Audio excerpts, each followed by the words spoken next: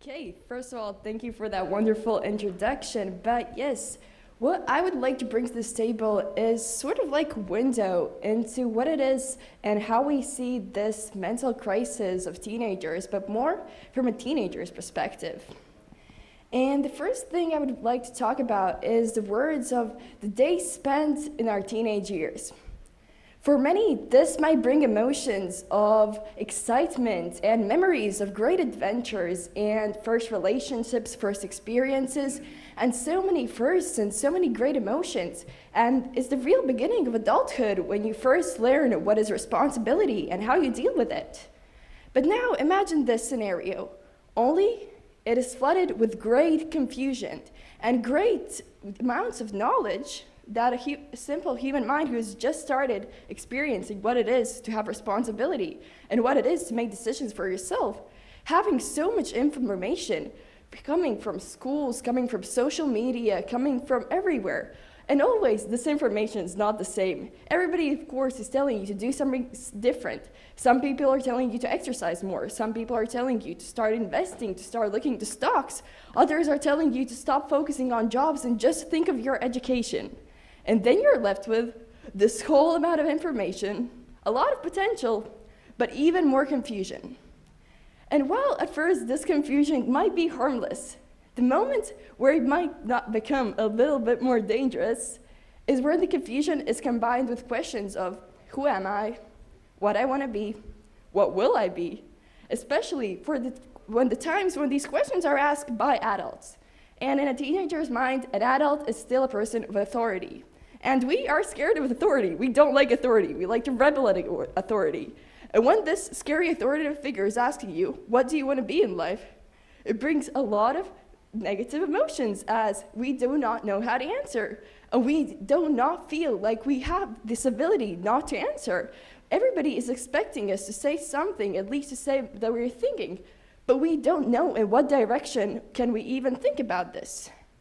And in situations like these, when a person has started to lose sense and lose feeling of what they want to do, what they want to be, and what impact they want to leave in this world, is a moment when a person might turn into substances and other means of escaping this feeling.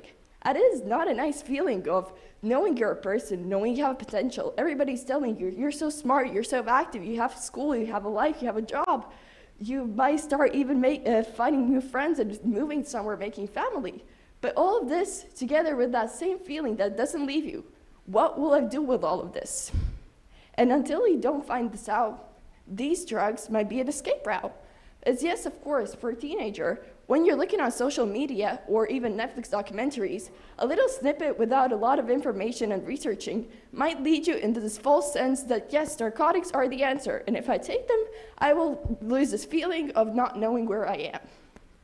And for some, might this be the short-run answer? Yes. But in the long run, all it does is create an escape route for a person that every time in life where they're going to feel this lost emotion, this feeling where they're lost and don't know what to do, when they're confused, all they will want to do is go back to those narcotics. And I feel like that is not a pattern that we want to be creating. But again, approaching it from the perspective of, no, let's make a lecture telling kids narcotics are bad, is of course not the right answer. As then again, would be creating this rebelling movement as telling a person who just wants to know more and is curious, telling them, no, you cannot do this, is like, yes, do this. It just gives so many different messages in a person's mind, leading to even more confusion, and without proper research, detrimental consequences. As for a person looking for narcotics as a kid, you don't have a lot of money. You will do anything. You will you will ask your friends, you will see the first person, take everything they will give you. And oftentimes, these substances, even more hurtful, they're added with a lot of chemicals mixed, so they're cheaper and more addictive.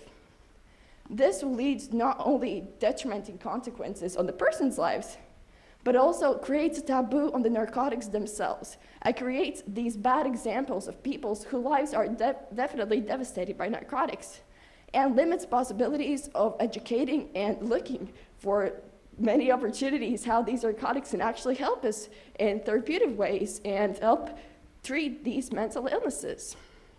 So, as my opinion, the answer to all of this is quite simple, it's just to talk.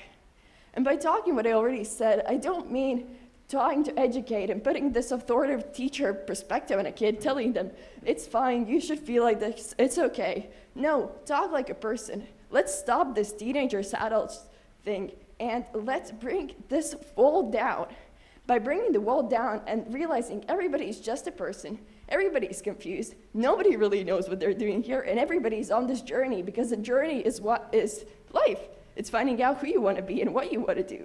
So therefore, I feel like talking about encouraging and not hiding these facts away from use is a real answer to how we can start looking at this problem. Thank you.